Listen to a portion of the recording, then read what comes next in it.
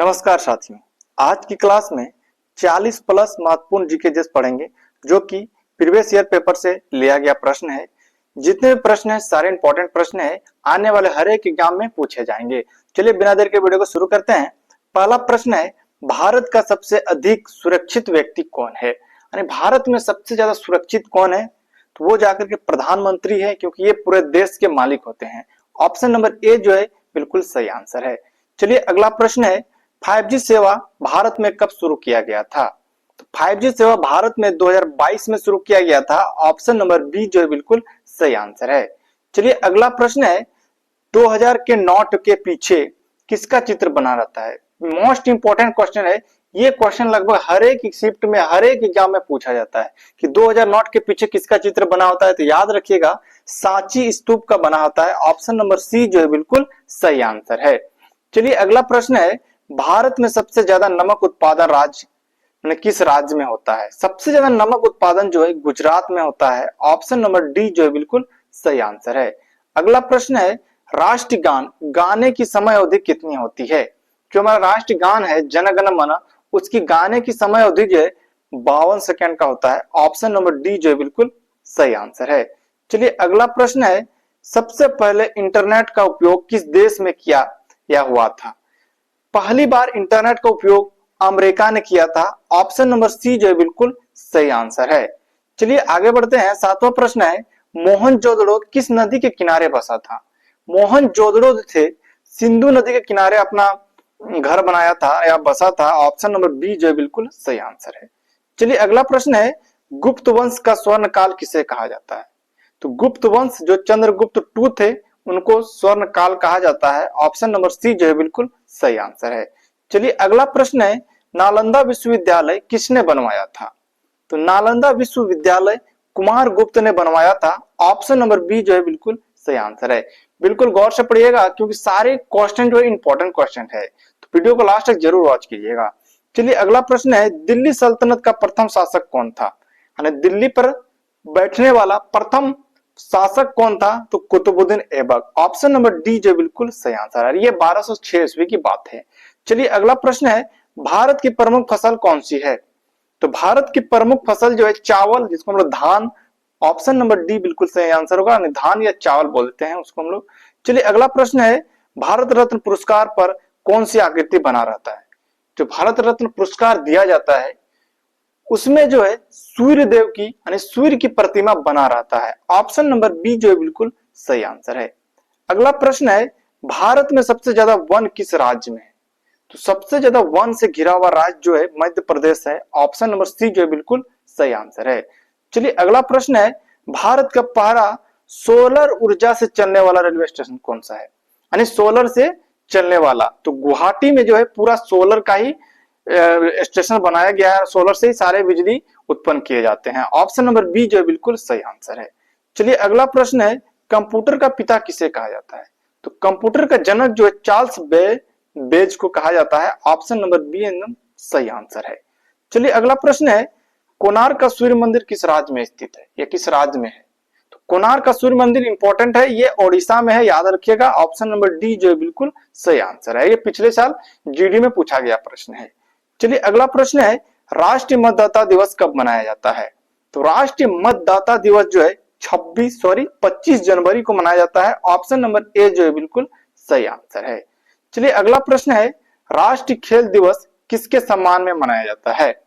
तो राष्ट्रीय खेल दिवस जो है मेजर ध्यानचंद के सम्मान में मनाया जाता है। तो ऑप्शन नंबर सी जो है बिल्कुल सही आंसर हो।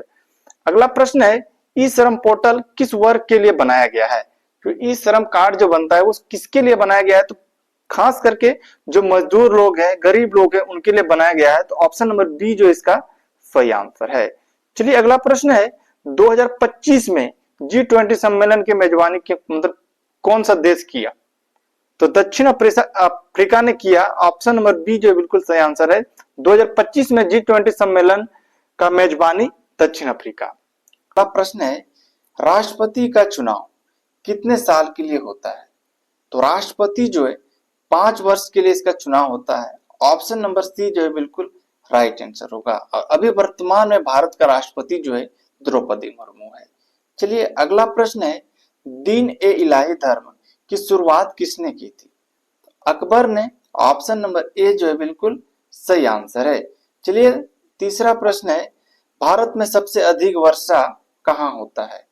तो भारत में सबसे अधिक वर्षा जो है चेरापूंजी में होता है। ऑप्शन नंबर बी जो है बिल्कुल सही आंसर है। यदि ऑप्शन में चेरापूंजी ना दिया हो तब फिर आप लोग मेघालय के साथ जा सकते हैं, क्योंकि भारत में मेघालय में भी सबसे ज्यादा भारी मात्रा में बारिश होता है। चलिए अगला प्रश्न है, भारत का सबसे बड़ा डेल्टा कौन सा है?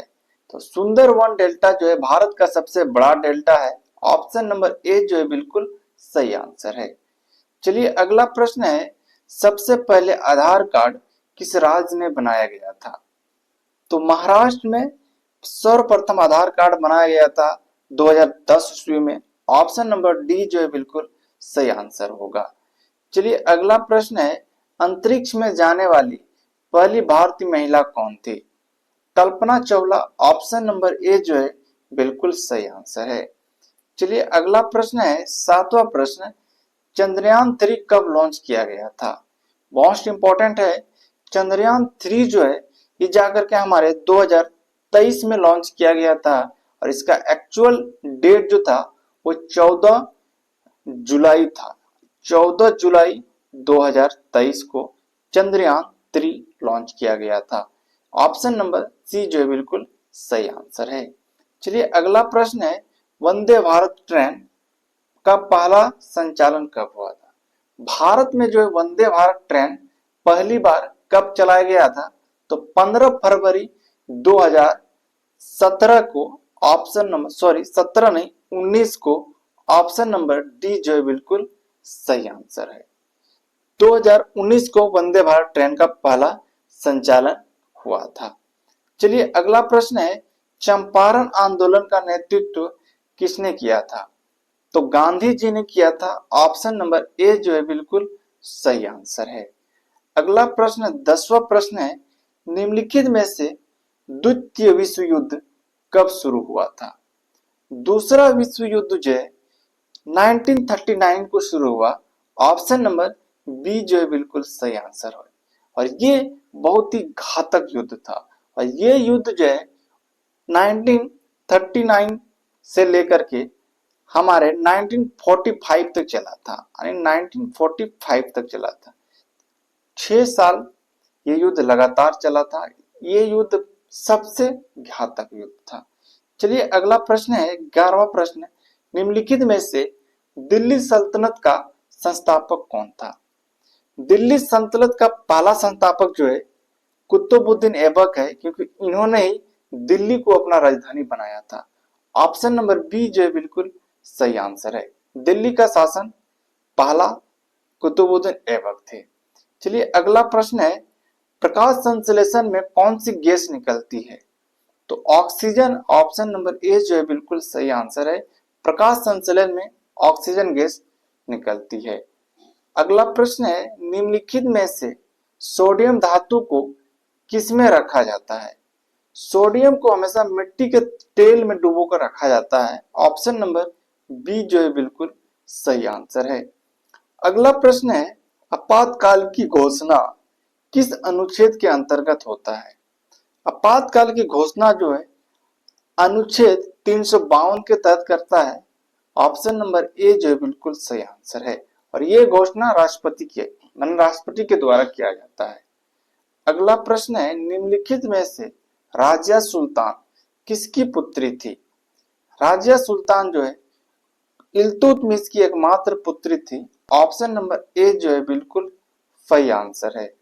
अगला प्रश्न है, भारतीय राज्यसभा का कार्यकाल कितने वर्ष का होता है? राज्यसभा का कार्यकाल जो है 6 वर्ष का होता है। ऑप्शन नंबर बी जो है बिल्कुल सही आंसर है। अगला प्रश्न है, भारतीय रिजर्व बैंक की स्थापना कब हुई थी? भारतीय रिजर्व बैंक की स्थापना जो है 1935 ईस्वी में किया है। ऑप्शन नंबर बी जो है बिल्कुल सही आंसर है। अगला प्रश्न है, भारत के प्रथम प्रधानमंत्री कौन थे? तो भारत के प्रथम प्रधानमंत्री जो है Pandit Jawaharlal Nehru. Option number C जो है बिल्कुल सही आंसर है।